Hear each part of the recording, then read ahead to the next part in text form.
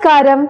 Ever wondered what it takes to truly break free from your comfort zones? In part 2 of this episode, our Isha meditator reveals how volunteering challenged her likes and dislikes and pushing her to grow in unexpected ways.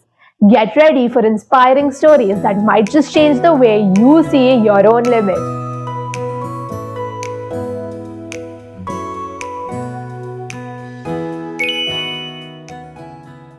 Okay, I may not have anything to say to him, but at least I can go touch his feet. Where will I get such an opportunity? No, it won't come so easy. So I'll at least go touch his feet. So I went. Okay. And when you go, you don't generally touch his feet unless you ask permission. So I said, Sadhguru, can I touch your feet? So he tells me, I didn't call you. Oh my god! And then he did, just bend and he did this. Because I anyway went and touched his feet. So he did duck, duck, duck, duck. Wow. Just to say, don't act too smart. So, what do you want everyone to take away from the stories you're sharing? Not necessarily from this story, though. It is definitely whether it's not physical. There's much connection more with him. Yeah. So whether he's in the US or you have his photo in your house or whichever way, the connection is something beyond all that. And if you are open, if you are receptive enough, then he's with you all the time. He's there minute to minute in your life. And that can make your life very beautiful. So, like, is there something he said like long time ago and you didn't think that made sense, but now it makes perfect sense to Okay, you? basically, Isha stresses a lot on volunteering. Okay, so Guru insists that all events should happen by volunteers only. Why he says that is, it is a way for the growth of volunteers. It has nothing to do with the work that is happening, the event that is happening, but it's an opportunity for volunteers to grow. I had heard all these things, they said, this thing happened much later. They would say that if you don't like someone, you should learn to go sit next to that person and work joyfully. If you don't like a particular act, you should take that up and try to do it joyfully. That's one way of overcoming your likes and dislikes. So once you don't have likes and dislikes, then suddenly there's much more freedom. Yeah. If it is like, I can eat only banana, I cannot eat apple, then there's less freedom. Yeah. Right? If I can do both, or if I can get up at 9 o'clock in the morning, I can get up at 4 o'clock in the morning, I can sleep at 12, I can sleep at 7, whichever way, whatever is at that moment required, if I can do, that is freedom. So this volunteering is supposed to, they had told us all these things. But when it happened to me, that time I didn't know all these background. This is the first time I had gone to Isha Yoga Center. And when I'm from Mumbai, so when we left, they told us that anyway you're going so far. We don't know when you'll go back again. So keep 2 days extra. I had gone for a program. Keep 2 days extra just to stay there. And try to volunteer. It is good. Okay. Okay. So program happened. All the participants went. Me and one more girl, we stayed back 2 more days. We had taken leave. We stayed back. And then, okay, what should we do? Let's go volunteer. Okay, let's go volunteer. That time the center was a very small center. This was in 2003. Okay. Long time back. So not many people also, and not much construction or anything like that. So there was this small room in which 5-6 people were sitting, and they were cutting fruit for the dinner. So both of us went. The minute I entered the room, I saw this pineapple there. Okay. In my mind, I'm saying, I hope they don't give me that pineapple to cut. That's the exact thing they give you to cut. I go in and she said, yeah, take this and cut. And from that time onwards, it's always been like that. Whatever I don't like, whatever I resist, somehow it happens that I have to do it. And I notice that no big deal. Yeah. It's just the resistance is all in the mind. No big deal. I've heard so many stories like this from Isha people. Even my mom, she was like, "क्या मेरे को तो chill मारने मिल रहा है, फिर toilet धुलवाए last दिन पे." Another Anna didn't like to touch other people's shoes, and then the job he got for volunteering was arranging the shoes in order. So that's Mind blowing.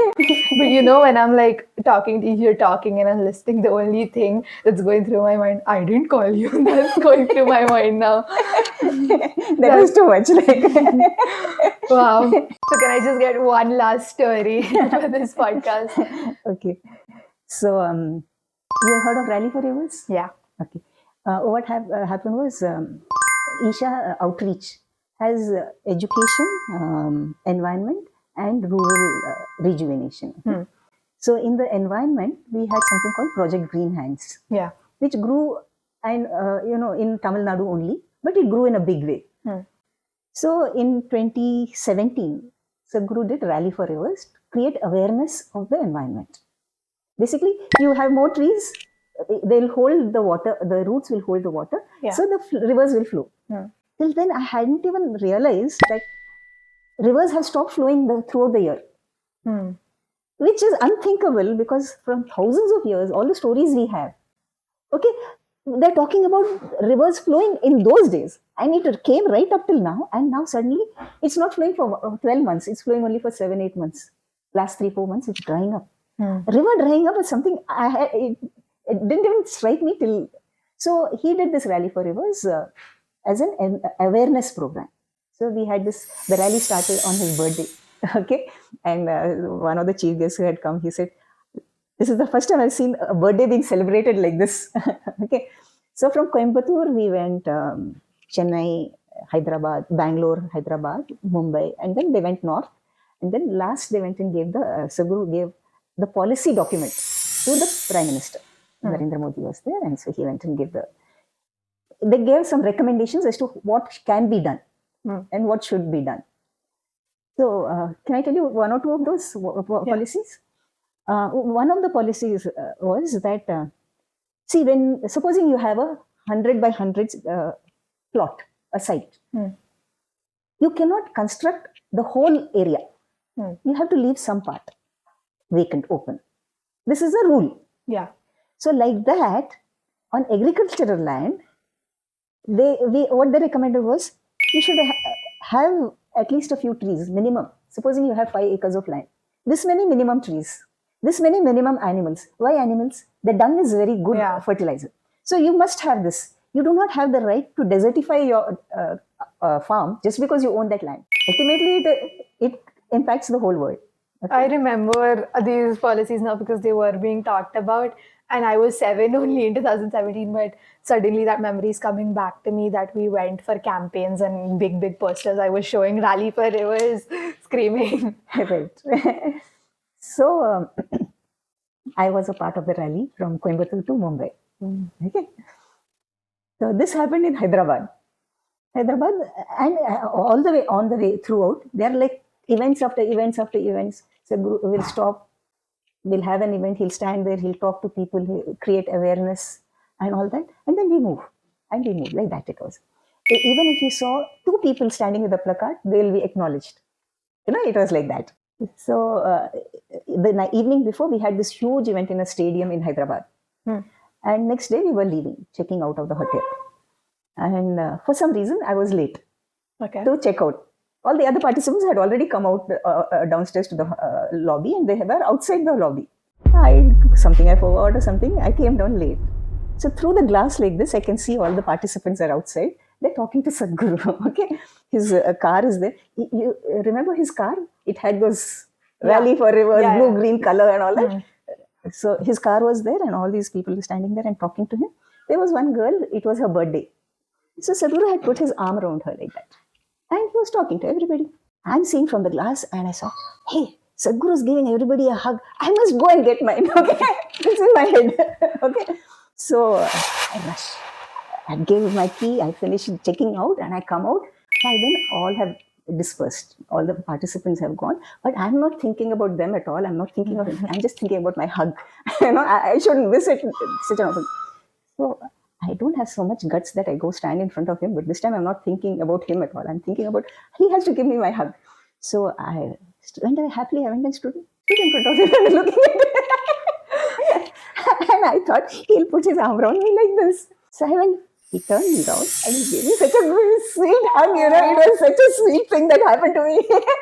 Okay, and And there's this broad grin on my face, and I was just standing there. The coordinator of Rally for Rivers, he was there, that Anna was there. So Anna said, Akka, so you got a boost of energy for the rest of the trip? I said, yes. I can see your face, your memories. I feel like it's Yeah. just coming back to you again. Yeah. You're reliving the moment. Wow, that's such a sweet memory to have. So, we've all heard that like gurus always have a miracle in the world, that they just do something so surprising for us. Do you think Sadhguru has done something like that? Yeah, I know there are these stories about, plucking ash from the air and giving you, or some watches being given and things like that. But the miracle that Sadhguru has created is something else. For instance, supposing you have to go to Bombay tomorrow, and you don't know anybody there, but you have some work, you have to finish it and come. Supposing someone unknown to you offers to, host you, give you food, give you shelter, welcome you in their house for whatever 2, 3 days, 8 days, whatever. Will you think it? How will it affect you? I don't know the person. You don't know the person, never seen that person, never heard that person's name till the day before. Okay, and they have invited you, welcomed you home, given you food, given you safety. In this, you're staying in their house, made a part of their family for you. That would be sweet, but I don't know them. Okay, so this has happened to me throughout my time that I have worked with Isha. For instance, your parents, volunteers, Yeah. they hosted me, they took care of me. This is happening to me anywhere I go. I haven't met your parents before, but today it feels like I know them for the last 100 years. Yeah. This community, this kind of people that he has created. A strong community. The kind of people that exist, and more such people are happening. That is a big miracle, because imagine in today's world, nobody really worries about the other person. Even your own relatives, if they come, you say, okay, I hope they go fast, because I have my own life to lead. Yeah. Not only the relatives, even in the family, people are becoming more and more I, me, things like that. So here is this person who has created these kind of people, whom I have experienced so many times in my life. Anytime I go, I have gone to many places in Gujarat, most of West Zone, wherever I go for volunteering. If it is possible, they come and pick me up, they drop me. Otherwise, they give me. But that welcome is, and I'm always sure that I'll be safe there. That this is, I think, the biggest miracle in today's world. Agreed. Agreed? Agreed. So, anything else you want to know? No, I'm just taking it all in because I feel like I have some rethinking to do. Yeah. But thank you so much for joining us on Between the Pages. This was like one of the most insightful podcasts and fun, actually, because I love listening to stories and I don't really get to hear them that much. So it was really fun. Thank you so much. I also love telling these stories, especially about Sadhguru. It seems when Krishna was alive, people never tired of talking about him. Any 2 people, 3 people meet together, they're all the time talking about Krishna. He did this, he smiled, he walked, whatever he sang, whatever he did, people are all the time talking. I find myself doing that all the time about Sadhguru. And thank you for giving me an opportunity again to talk about him. Thank you so much. Namaskaram.